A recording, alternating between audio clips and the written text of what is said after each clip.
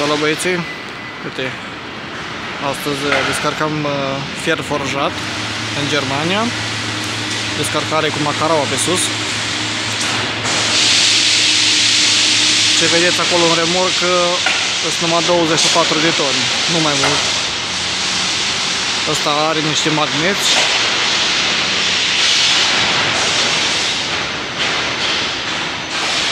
Moșul ăsta are o telecomandă de ne ghidează macaraua. O băgat în vagon acolo. O lipește.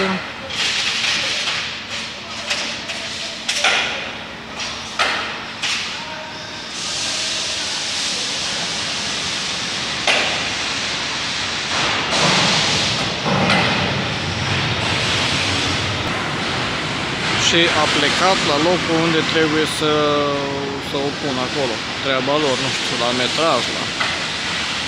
Dumnezeu știe ce criterii au.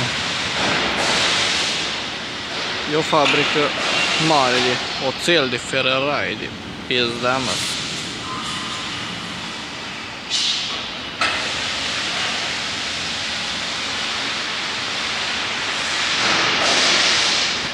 De ce n-am scăpat de control de securitate? Merg pe scaftă, vestă, tocanci de lucru. Nu te lasă să intru dacă nu ești echipat.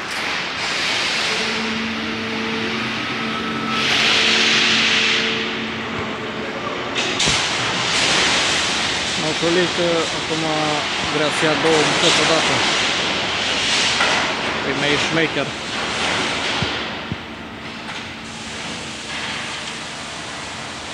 Hai că le-a luat.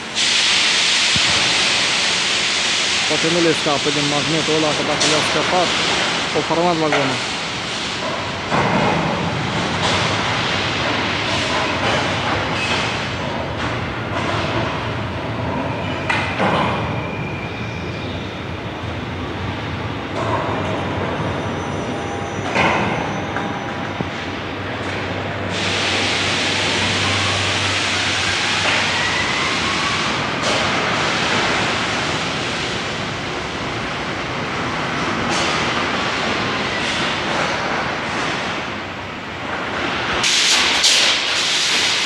Acum a luat ultimele bucăți.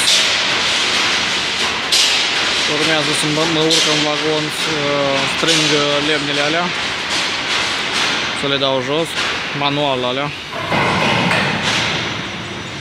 După aia mă duc la birou să-mi iau actele și alea.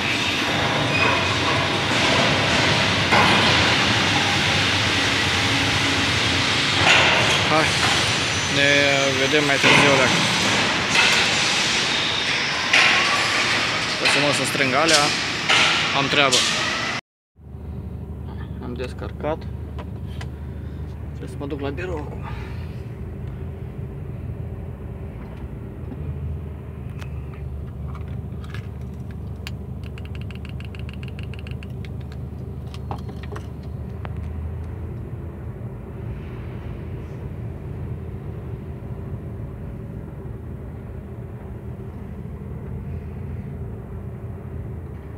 Să ies aici un pic mai în față.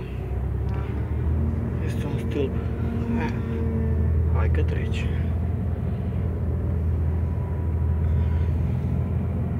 Trecut.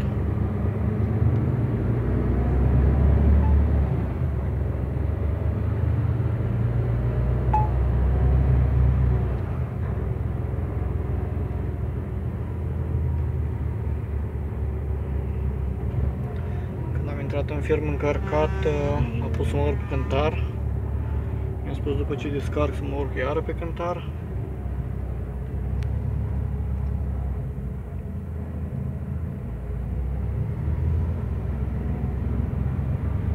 Treci.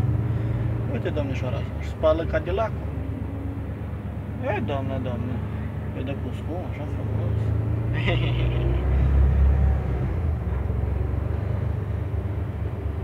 Dar e altul pe cântar. Ba nu. Cântarul e liber.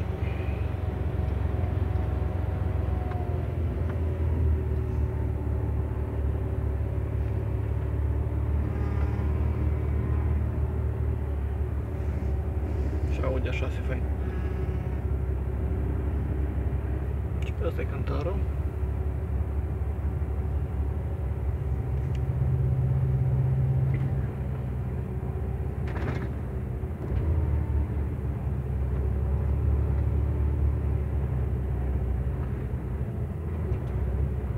Și hop.